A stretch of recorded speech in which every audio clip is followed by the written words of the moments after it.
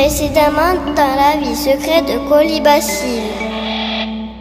Mademoiselle Espérandieu, vous m'avez été chaudement recommandée par ma concierge. Pardon ? Oui, McConcierge. John William McConcierge, le patron de la Federal Trust Investment Company. Ça peut vouloir dire qu'une chose.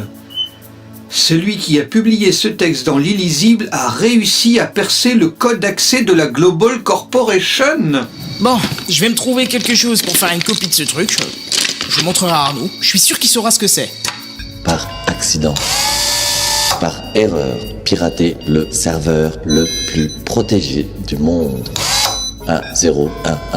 Si on est capable, quelqu'un sait bien. Jimmy. Colonel, si j'accepte de m'occuper de ce cas, il me faudra absolument en connaître tous les tenants et aboutissants sans la moindre exception.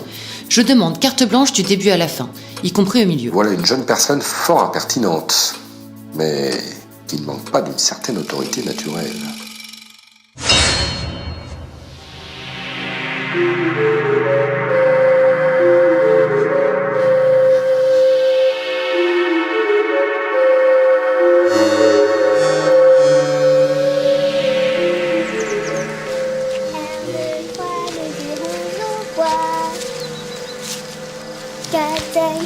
Cueillir des saucisses.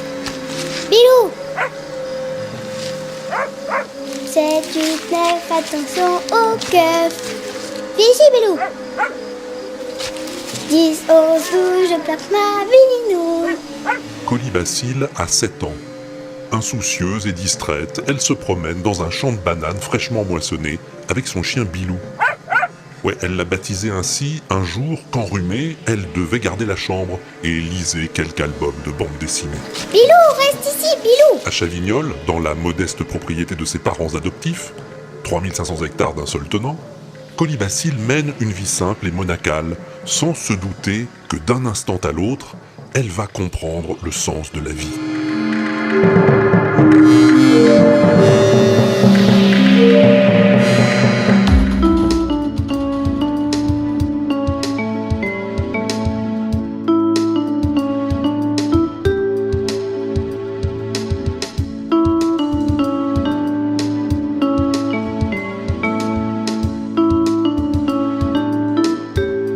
La vie secrète de Colibacille.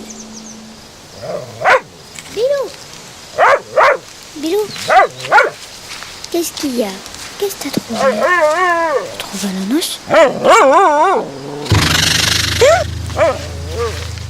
Un crotal.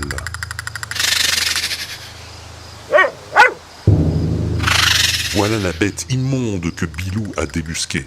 De tous les reptiles de la planète, le crotal de Chavignoles est l'un des plus sournois, imprévisibles, mortifères.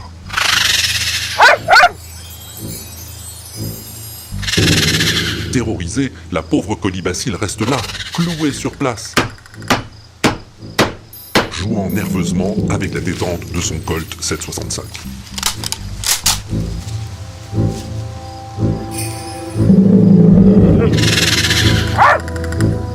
Que va-t-elle faire? Tirer sur la satanique créature, au risque de blesser le fidèle Bilou? Appeler à l'aide, malgré la faible capacité de ses pauvres petits poumons anémiés à force de longues nuits d'études? Ou bien vomir tout de suite?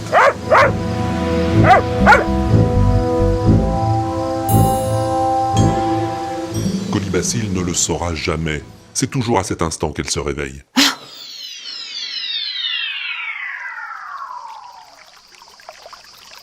J'ai dû m'assoupir.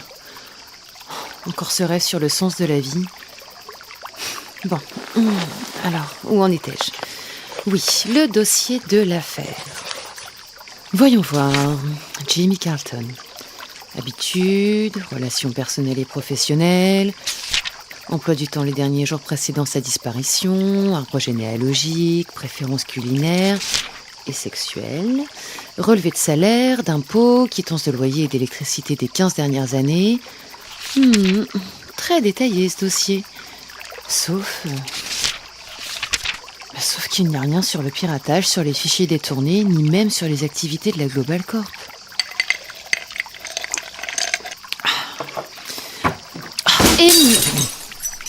Et voilà, bien joué.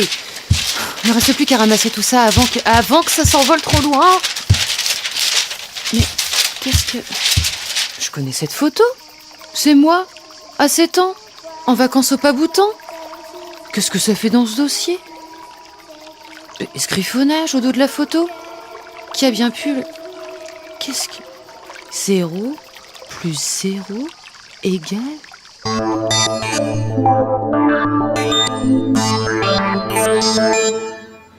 Les lunettes de ma grand-mère. Jules s'ennuyait bien, il ne savait que faire. Pfff, quelle daube! Décidément, il n'y a pas grand-chose à sauver les œuvres de ce Jimmy Carlton. Vraiment déprimant.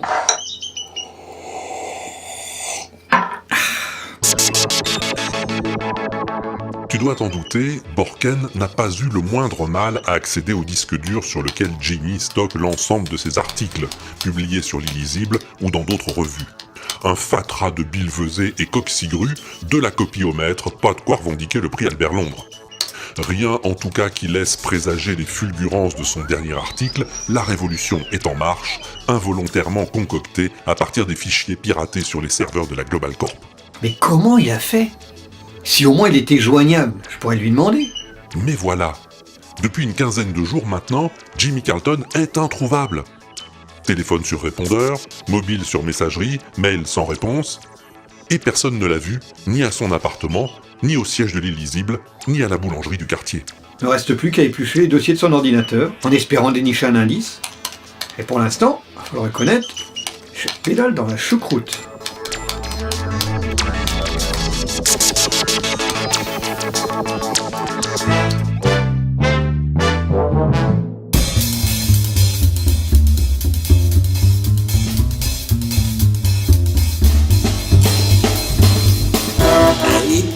De dear. That's it, my friend. Vous l'avez pas volé, celle-là, hein? Ça fait une de plus pour nous. John, si tu le permets, je vais ouvrir un hublot avec la fumée de cigare. Yeah, man. Be my guest. John, vous ne m'ôterez pas de l'idée qu'une telle chance au jeu ne peut que susciter des doutes quant au respect manifesté par madame votre épouse à l'égard des liens matrimoniaux qui vous unissent. Cela dit, sans vous offenser. Avec le contrat de mariage en béton que cette garce a signé en m'épousant, elle a tout intérêt à se tenir à carreau le plus longtemps possible, hein? Oh, je me fais pas d'illusions. Mais pas de soucis non plus. Ma bella ragazza, en tout cas. Et au prix que ça me coûte, mon prix plus qu'elle soit moche, hein? On en fait une autre? Non, ça sera sans moi, messieurs. Il va falloir que j'y aille. Allez, Casimir. Il n'y a pas de feu sort dans le lac. Juste une petite dernière.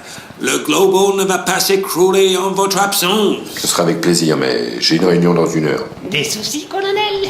J'ai entendu dire que les pirates informatiques sont donnés à cœur joie en ce moment. C'est en effet un bruit qui court, mon cher Galinéo. On prétend aussi, mais allez savoir, que c'est celui qui le dit qui est. Désolé, colonel. Je ne voulais pas, c'est juste...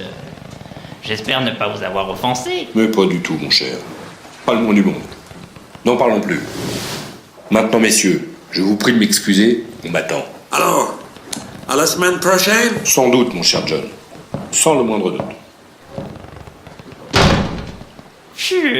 Décidément, ce type me glace les sangs. Pas vous? Si, un peu, je dois dire. Mais attends, que je te présente un peu tout ce beau monde. Celui qui vient de se prendre le bec avec le colonel, c'est Galinéo Galinéa, le roi du blanc de volaille en conserve pour toute l'Asie du Sud-Est. Une pointure. L'autre, la tronche de fouine qui supporte pas la fumée, c'est Toto Larico, qui a construit sa fortune dans le fitness. Grosse fortune. Et puis le grand rouquin qui gagne aux cartes, tu l'as deviné, c'est John Williams McConcierge, le PDG de la Federal Trust Investment Company et propriétaire du yacht sur lequel se déroule la partie de cartes hebdomadaire des rois de la finance. Oh, vous savez... Je le connais depuis pas mal d'années, le bougre. À l'époque, il n'avait pas encore fondé le Globo, ni moi la Federal Trust. On s'est rencontrés lors d'un stage de pizzaiolo à Saint-Pétersbourg. C'était avant la guerre.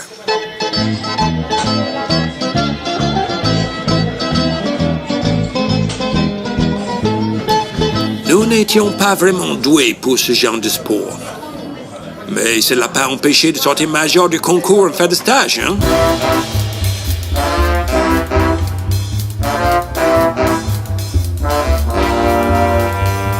Et puis, il est encore monté en grade.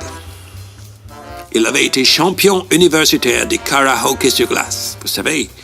Et il ne cachait pas ses ambitions, ça non. Des idées, il en avait à revendre. Oh, d'ailleurs, il en revendait pas mal, hein. C'est sans doute comme ça qu'il a construit sa fortune. Du moins, j'imagine. Nous nous sommes perdus de vue. Et quand on s'est retrouvés 20 ans plus tard, lors d'une réception chez l'ambassadeur du sultanat Nafut, à New York, il était PDG de la Globo. Dieu seul sait comment il en est arrivé là.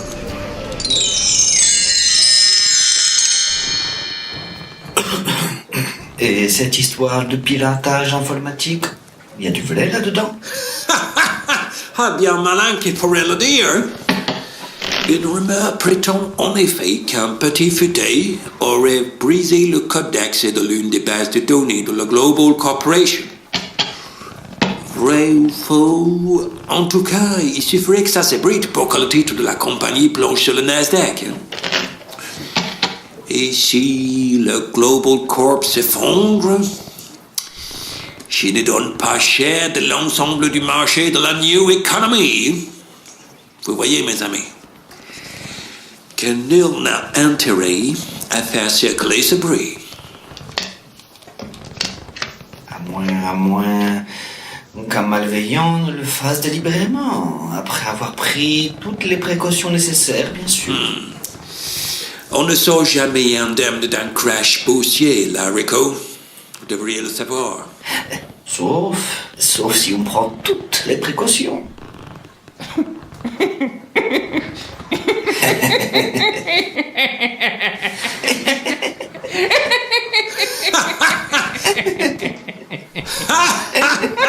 Et voilà, 3 des hommes les plus riches du monde autour d'une table de jeu dans la cabine d'un luxueux 3-mâts fier comme un blaireau hissé haut, riant comme des baleines en rut à la saison des prunes vertes.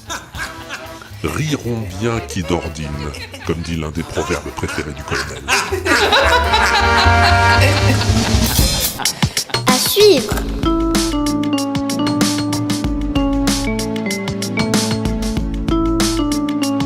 La vie secrète de Polybacille.